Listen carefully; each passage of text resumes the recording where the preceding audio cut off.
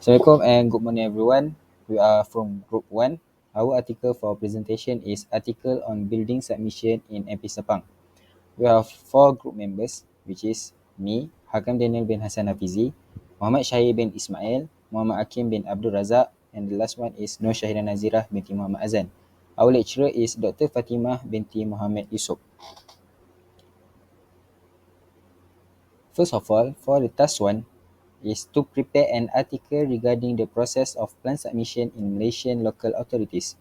For example, Majlis Perbandaran Petaling Jaya or Majlis Perbandaran Kelang or Majlis Perbandaran Pulau Pinang.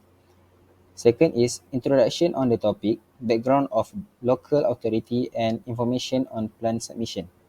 The step-by-step process of plan submission, roles involved in the plan submission, the advantages and disadvantages of the process, the regulation in the bracket acts involved in the plan submission and drawings, and last one, the certification involved in the process, CCC or CFMD or others. Last one, provide conclusion, references and appendix. For introduction, project plan, also known as the project management plan, the document that describes how the project will be executed, controlled, monitored and closed. The local authority that we choose is Sepang Municipal Council. Sepang Municipal Council is MP Sepang is a local authority authorized under the Local Government Act 1976 Act 171 to provide municipal services to all citizens of Sepang. As a local authority, Sepang Municipal Council is responsible for planning, development and community service. The Sepang Municipal Council was upgraded on March 3, 2005. Now the administrative area of the Sepang Municipal Council covers the entire Sepang district area of 61,900 hectares. Their vision is to create a green and conducive ecosystem in the work environment, and their mission is strengthening a safe, clean, disciplined, neat and comfortable work culture system by implementing conducive ecosystem practices among the people of Sepang Municipal Council. Step process of plan submission is, before any modification or additional works can commence, you should meet with the building inspector or building technician to acquire consultative advice. And second one, building plans for modifying or addition of your building should be submitted by a chartered architect or draftsman or engineer appointed by yourself. So for the next slide, I will pass to Muhammad Shahid to present to you guys.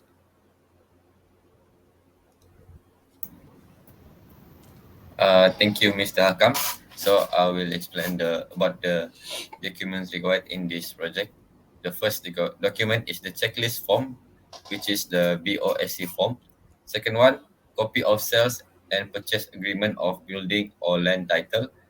Third one, copy of the latest assessment tax receipt, copy of identity care, architectural plan, which is consists of 3 sets of colored plans signed by the title holder or and chartered architect or the draftsman. Number 4, checklist of the MP Sepang application for building plan permit, which is PKP B4, and also Form A, which is complete submission letter from the architect and the draftsman. This is the roles involved in the plan submission. The first one is the Criminal Procedure Code, Act 593, Penal Code, Act 574, Evidence Act 1950, Act 56, Official Secrets Act 1972, Act 88, Local Government Act 1976, Act 171, Roads, Drains and Buildings Act 1974, Act 133, Town and Country Planning Act 1976, Act 172, and the last one, Strata Act 2013.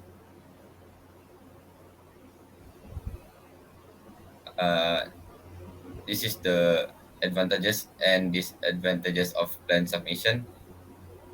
The advantages are we can make our own design, we can specify the layout and how many rooms are desired, and the last one is purchasing methods handled by agent. The disadvantages are many technical processes and inquiries need to be managed on our own.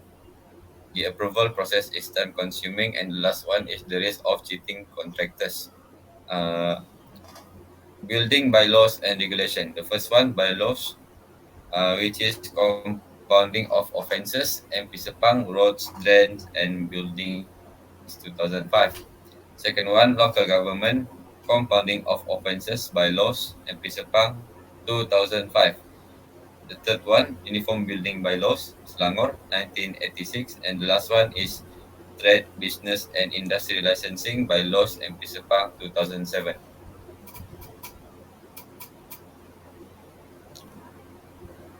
So this is our task two. Uh, Obtain a housing template and redraw the floor plan drawing in the template using AutoCAD software. The guidelines are use appropriate scale for your drawing, which is 1 to 100 or 1 to 50 and or 1 to 75. Second one, the drawing must be plugged into PDF file. The outcome of the PDF must be black and white and also create a border. Use A4, A3, and A2 or A1 paper size. Label your floor plan along with the scale. Insert dimensions and details such as sizes of windows, materials, and wall thickness. Find a template that provides the size of each area in the house. Use UBBL 1984 for standard sizes of wall, window, door, and setback. You may refer to an example of a finalized submission drawing in the attachment given. And the last one, submission files must include housing, housing self-employed, and PDF drawing of the redrawing work. That's all from me. We can continue our slide, which is represented by Muhammad Hakim. Okay, so as we can see, this Salak Faculty, and the developer is Sin Hyang. And as we can see on the right bottom here is the ground floor plan. Next. Okay, this is the redraw ground floor plan from the template.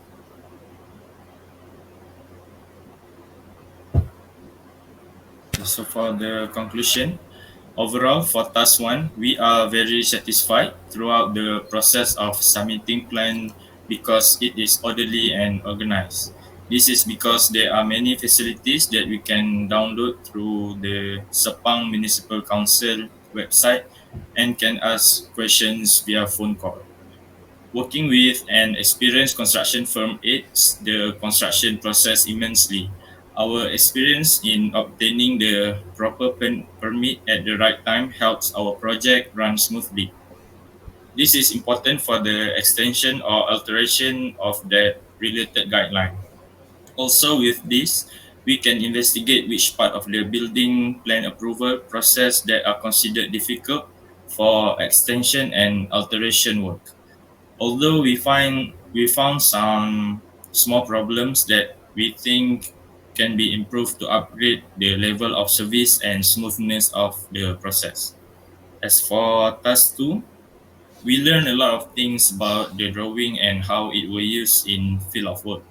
AutoCAD is one of the most widely used piece of design software. It has been a pioneer of the 3D design industry, and it has evolved to become one of the most sophisticated design tools on the market.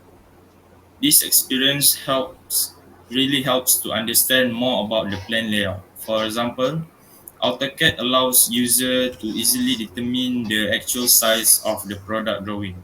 In other words, users can create designs quickly, easily, using the software easy tools to complete tasks in a less amount of time compared to manual drafting. So that's all from our group. Thank you.